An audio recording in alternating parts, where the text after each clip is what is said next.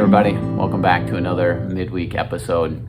So throughout the season of Lent, as we do our series Grace Stories, we're giving you some of the scenes, some of the sermon content that was cut. It just didn't fit that particular week.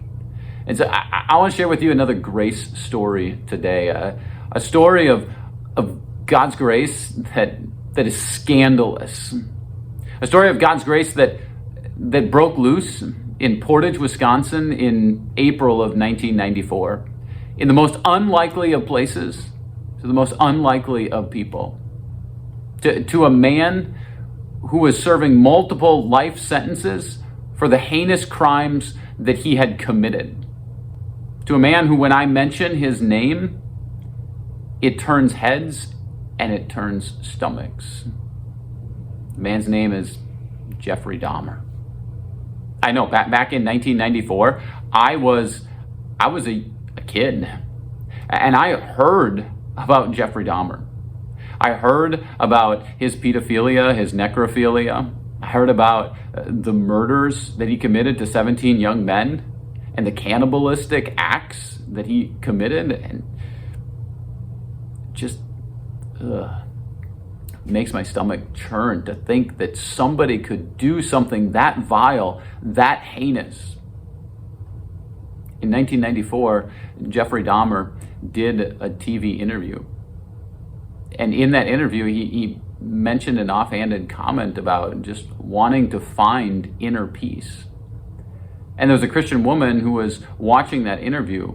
Her name was Mary Mott, and she said, I know where he could find that inner peace. He can find it with Jesus.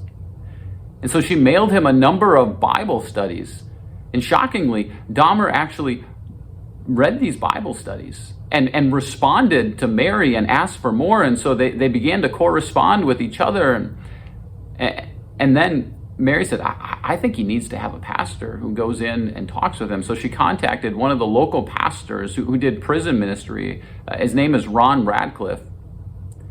And she said that there's this man in prison whose heart is being changed by Jesus, and I would like you to go and visit him. And then she mentioned his name. His name is Jeffrey Dahmer. And I've got to imagine that was kind of an Ananias moment in Acts chapter 9, because God taps Ananias and says, hey, there's a man whose heart has been changed, who has been converted, who has met Jesus. This man's name is Saul. And Ananias is like, wait, is this the same Saul who's breathing out murderous threats against the church? And hesitantly, he goes. So hesitantly, Ron Radcliffe went, and yet what he saw was real, was genuine, and that Dahmer's heart was being changed by the gospel, softened by the grace of God that was relentlessly pursuing him. And so on May 10th, 1994, in a prison whirlpool tub, Jeffrey Dahmer was baptized. By the way, all of this is recounted in a book that Radcliffe wrote in 2006 called Dark Journey, Deep Grace, Jeffrey Dahmer's Story of Faith.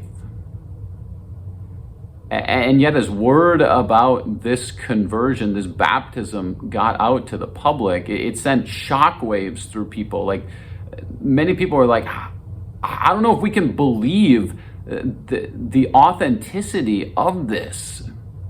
And some were just outraged, like, no, there's a limit to God's grace. There are some people who have committed acts so vile, so heinous, that they don't deserve God's grace. And so we put grace on a leash. We say, this is how far you can roam. Grace doesn't work that way. Grace runs wild. Grace is unleashed. Grace runs free. God relentlessly pursues even the most vile of people. And you can see stories of that throughout Scripture. God gives up on no one. And Paul in the book of Romans chapter 5 says that while we were still sinners. In fact, while we were God's enemies, he says in verse 10, while we were opposed to him, Christ died for us in order to reconcile us to him, to restore that broken relationship, to extend to us grace. And God's done that for all of us. For the Jeffrey Dahmers of the world, for the Apostle Pauls of the world, and for you and for me, because we're all messed up sinners. Somewhere in the deep recesses of our hearts, we've all committed some heinous act against God and against others. And yet his grace relentlessly pursues us. And I want you to experience that as we go through the season of Lent. To continue to understand the grace story that is yours in Jesus. So thanks for joining me today. I'll see you again next time.